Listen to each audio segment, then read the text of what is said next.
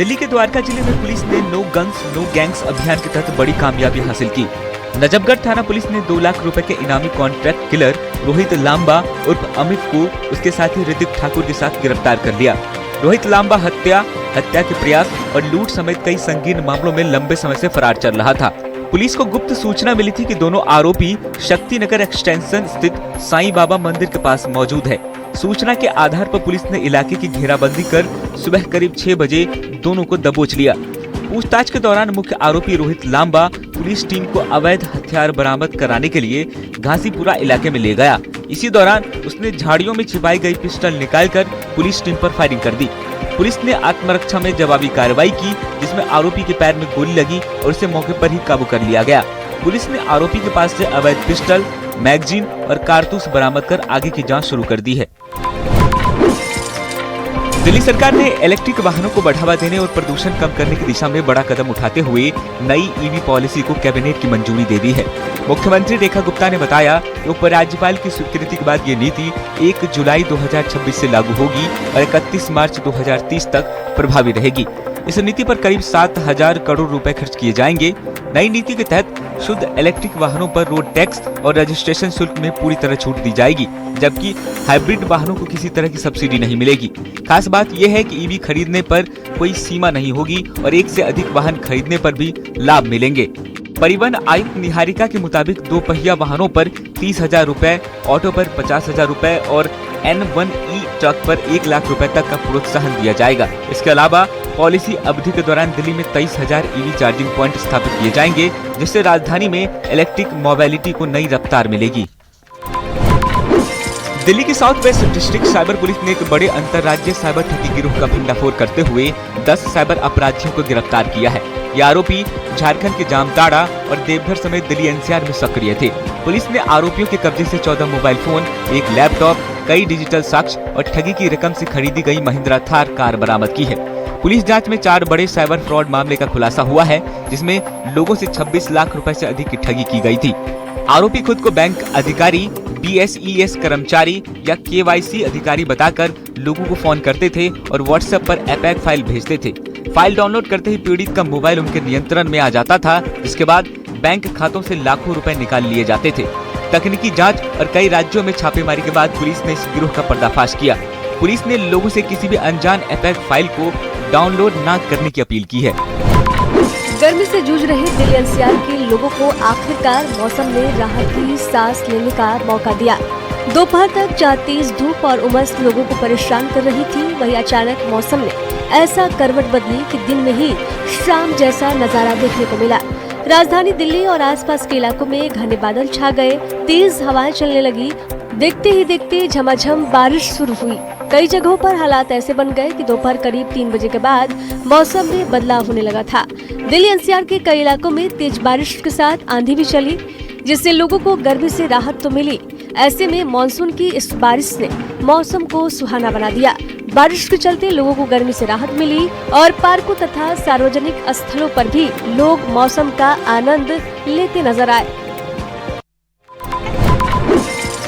दिल्ली के major Dhyanchand stadium में आयोजित त्रिपुरा ग्लोबल पाइनएप्पल फेस्टिवल 2026 में लोगों को त्रिपुरा के मशहूर पाइनएप्पल का खास स्वाद चखने को मिला।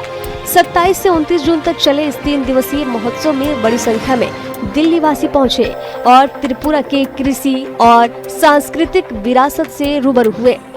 फेस्टिवल का मुख्य आकर्षण त्रिपुरा की 2 प्रसिद्ध पाइनएप्पल किस्में राजा और रानी रही।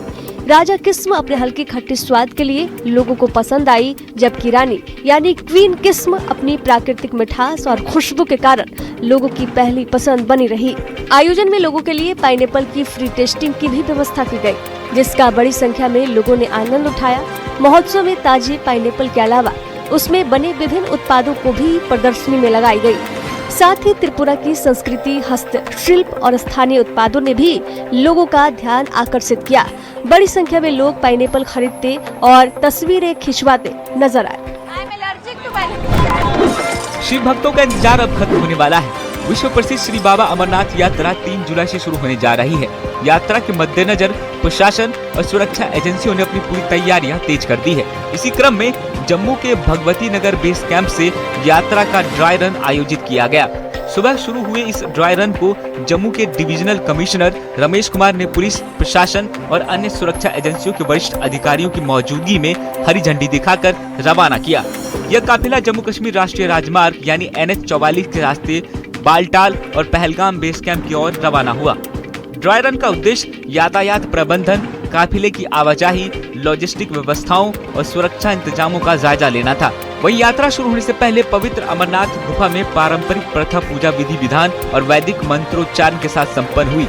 इस दौरान उपराज्यपाल मनोज सिन्हा ने देश विदेश से आने वाले सभी श्रद्धालुओं का स्वागत किया। जम्मू कश्मीर में 1990 के सरला भट्ट अपहरण और हत्या मामले में स्टेट इन्वेस्टिगेशन एजेंसी यानी SIA ने 36 साल बाद 737 पन्नों की चार्जशीट दाखिल की। ये चार्जशीट श्रीनगर की विशेष अदालत में पेश की गई। SIA का दावा है कि ये हत्या जम्मू कश्मीर लिबरेशन फ्रंट यानी JKLF की एक सुनियोजित साजिश का हिस्सा थी।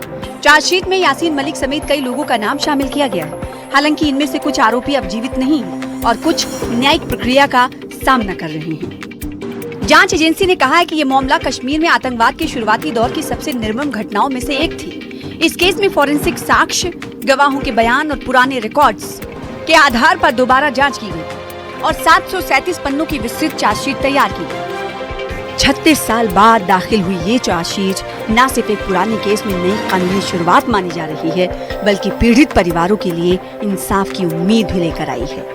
अब सबकी नजर अदालत की आगे की सुनवाई और अंतिम फैसले पर है। बुलंदशहर में नेशनल हाईवे 34 पर बस अचानक आग का गोला बन गई। देखते ही देखते धूं कर जलने लगी। गनीमत रही कि ड्राइवर, कंडक्टर और सभी यात्रियों ने समय रहते बस से कूदकर अपनी जान बचाई। घटना के बाद हाईवे पर अफरा तफरी का माहौल पैदा हो गया। यातायात भी कुछ समय के लिए प्रभावित रहा। वहीं सूचना मिलते ही पुलिस और दमकल विभाग की टीमें मौके पर पहुंची और काफी मशक्कत के बाद आग पर काबू पाया। ये घटना बुलंदशहर थाना के सिकंदराबाद कोतवाली क्षेत्र के नेशनल हाईवे 34 पर जाट चौक के पास की। जानकारी के मुताबिक चलती बस में अचानक आग लग गई, जिसके बाद कुछ ही मिनटों में आग ने पूरी बस को अपनी चपेट में ले लिया। बस से धुआं और आग की लपटें उठती देख चालक ने तुरंत बस को सड़क किनारे रोका और यात्रियों को सुरक्षित बाहर निकलने को कहा। चालक, परिचालक और सभी यात्रियों ने फुर्ती दिखाते हुए बस से बाहर निकलकर अपनी जान बचाई, जिससे एक बड़ा हादसा होने से टल गया। आग लगने की सूचना मिलते ही मौके पर पुलिस और दमकल विभाग की कई गाड़ियां पहुंची। दमकल कर्मियों ने कड़ी मशक्कत के बाद आग पर काबू पाया, लेकिन तब तक पूरी तरह बस जलकर राख हो गई थी। घटना के दौरान हाईवे पर लंबा जाम लग गया और यातायात कुछ समय के लिए बाधित रहा। अलवर शहर में बीती रात एक होटल की पार्किंग में खड़ी कार में अचानक आग लगने से हड़कंप मच गया। देखते ही देखते आग ने पूरी कार को अपनी चपेट में ले लिया। प्रारंभिक जांच में आग लगने का कारण शॉर्ट सर्किट माना जा रहा है। देखिए इस तस्वीर को हनुमान सर्किल के समीप स्थित एक होटल से आ रही है, जहां पार्किंग में बीती रात उस समय अफरा तफरी मच गई जब वहां खड़ी एक कार में अचानक आग लग गई। देखते ही देखते आग ने विकराल रूप धारण कर लिया और पूरी कार को अपनी चपेट में ले लिया। जानकारी के अनुसार दौसा जिले के सिंदरा निवासी ललित गुर्जर किसी काम से अलवर आए हुए थे और उन्होंने अपनी कार को होटल की पार्किंग में खड़ा किया था। इस दौरान अचानक कार से धुआं निकलने लगा। कुछ ही देर में उसमें आग भड़क उठी। घटना की सूचना मिलते ही आसपास मौजूद लोगों ने आग बुझाने की कोशिश की, लेकिन आग इतनी तेजी से फैली कि कार पूरी तरह जलकर राख हो गई। सूचना पर फायर ब्रिगेड की टीम मौके पर पहुंची। कड़ी मशक्कत के बाद आग पर काबू पाया जा सका। गुरुग्राम पुलिस की साइबर थाना टीम ने उद्योग विहार फेज 5 में छापेमारी कर वजन कम करने के नाम पर लोगों से ठगी करने वाले एक फर्जी कॉल सेंटर का भंडाफोड़ किया। पुलिस ने मौके से 3 महिला आरोपियों को भी गिरफ्तार किया है। ये आरोपी हर्बल दवाइयों के विज्ञापन चलाकर लोगों को वजन कम करने का झांसा देते थे। दवा खरीदने वालों को 100% रिफंड का वादा किया जाता था, लेकिन वजन कम न होने पर न तो पैसे लौटाए जाते थे, न ही ग्राहकों की शिकायत सुनी जाती थी। पुलिस के अनुसार आरोपी खुद को ब्यूटिशियन, डाइटिशियन और डॉक्टर बताकर लोगों को गुमराह करते थे। वहीं शुरुआती जांच में गुजरात समेत कई राज्यों में करोड़ों रुपए की ठगी का खुलासा भी हुआ है। छापेमारी के दौरान पुलिस ने 102 mobile phones, 150 SIM card, 12 laptop और अन्य इलेक्ट्रॉनिक साक्ष्य बरामद किए हैं। मामले की जाँच जारी है और गिरोह से जुड़े अन्य लोगों की भूमिका भी खंगाली जा रही है। प्लॉट नंबर 770 उद्योग विहार फेज 5 गुरुग्राम में पहुंची थी, जिनकी असिस्टेंस के लिए उद्योग विहार पुलिस स्टेशन की टीम और cyber crime police station west Gurgaon की टीम उनकी असिस्टेंस के लिए गई थी। सूरत पुलिस द्वारा उनके अभियोग में वांछित मोबाइल फोन और सिम कार्ड और 2 कॉलर्स को उसमें अरेस्ट किया गया है। बुलंदशहर में बुलेट लूटकांड में पुलिस ने मुठभेड़ के बाद 2 आरोपियों को गिरफ्तार कर लिया है। तलाशी के दौरान उनके कब्जे से एक और अवैध तमंचा और लूटी गई बुलेट मोटरसाइकिल और 2 मोबाइल फोन्स बरामद हुए हैं। पूछताछ में दोनों आरोपियों ने बुलेट लूट की घटना में शामिल होने की बात स्वीकार की। बुलेट लूट की घटना के बाद से दोनों आरोपी फरार थे और पुलिस लगातार उनकी तलाश कर रही थी। मुठभेड़ के बाद हुई गिरफ्तारी के साथ पुलिस ने इस मामले का खुलासा किया है। पुलिस के अनुसार दोनों आरोपियों के खिलाफ पहले से भी कई आपराधिक मुकदमे दर्ज हैं। अपराधियों के पास से लूटी गई बुलेट बाइक एवं उसी घटना में लूटा गया मोबाइल बरामद हुआ है। एक अवैध तमंचा, जिंदा एवं खोखा कारतूस बरामद हुए हैं। रोहित के द्वारा बताया गया है कि इसने बाइक चोरी की कई अन्य घटनाएं विभिन्न थाना क्षेत्रों में कारित कर रखी हैं, जिसके बारे में विस्तृत जांच की जाएगी।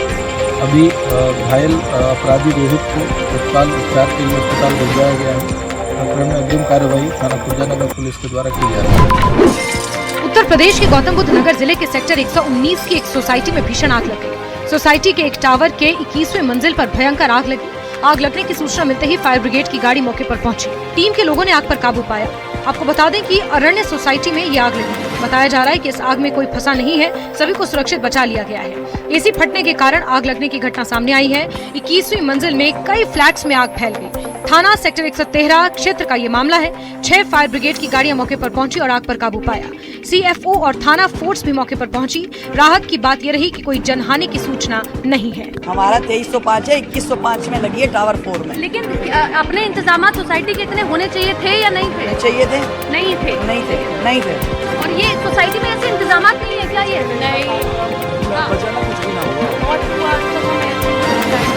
मैं घर में बस ब्रेकफास्ट का टाइम था, मॉर्निंग में टी थी, फिर मैंने कहा कि कहीं से तो आवाज़ आ रही है, क्योंकि मैं नीचे वाले फ्लोर पे। तस्वीर तो बड़ी भयानक है। फिर मैंने चिल्लाया भी, मैंने कहा कोई, मैंने चिल्लाया कि कोई। 1 मिनट में आपको रोक रही हूँ, धुआं अभी भी उठ रहा है। राजधानी दिल्ली के द्वारका इलाके से एक हैरान कर देने वाला मामला सामने आया है। सोशल मीडिया पर वायरल हो रहे सीसीटीवी वीडियो में एक व्यक्ति सिक्योरिटी गार्ड के साथ मारपीट करता हुआ दिखाई दे रहा है। वीडियो में साफ देखा जा सकता है कि आरोपी लगातार गार्ड को थप्पड़ मार रहा है, जबकि गार्ड खुद को बचाने की कोशिश करता नजर आता है। धक्का मुक्की के दौरान गार्ड जमीन पर भी गिर जाता है, लेकिन इसके बावजूद आरोपी उसकी पिटाई जारी रखता है। इस घटना का वीडियो सोशल मीडिया पर तेजी से वायरल हो रहा है और लोग दोषी के खिलाफ कड़ी कार्रवाई की मांग कर रहे हैं। हालांकि अभी तक स्पष्ट नहीं हो पाया है कि घटना किस वजह से हुई और पुलिस की ओर से इस मामले में क्या कार्रवाई की गई है।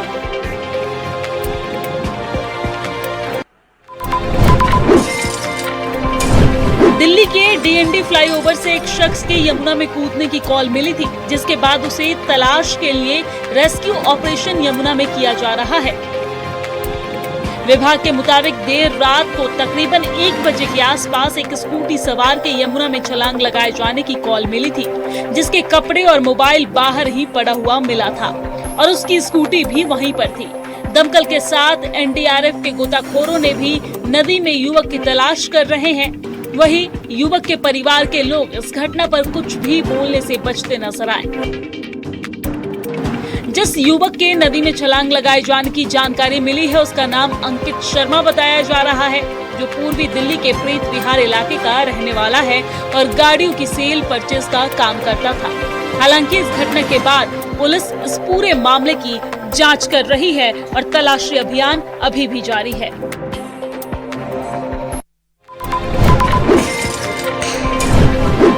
दिल्ली के केशवपुरम के लॉरेंस रोड इलाके में देर रात एक बिल्डिंग में आग लग गई, जिसकी वजह से हड़कंप मच गया। दमकल विभाग के मुताबिक ये आग ग्राउंड फ्लोर पर लगे एक बिजली के मीटर में लग गई थी, जिसके बाद आग का धुआं ऊपर तक फैला। वहीं दमकल विभाग की टीम ने 3 लोगों का रेस्क्यू कर उन्हें बाहर निकाला। देर रात 2 बजे के आसपास आग लगने की कॉल दमकल विभाग को मिली थी। पहुंचकर आग पर काबू पाया है। इमारत की छत पर फंसे 3 लोगों को यानी कि गौरव, कायरा और इस दौरान इंदु बत्रा को सुरक्षित बाहर निकाल लिया गया। ये इमारत ग्राउंड फ्लोर और 4 मंजिलों की बनी हुई है। आधे घंटे में आग को बुझा लिया गया। हालांकि गनीमत की बात यह है कि घटना में किसी के हताहत होने की कोई खबर नहीं है।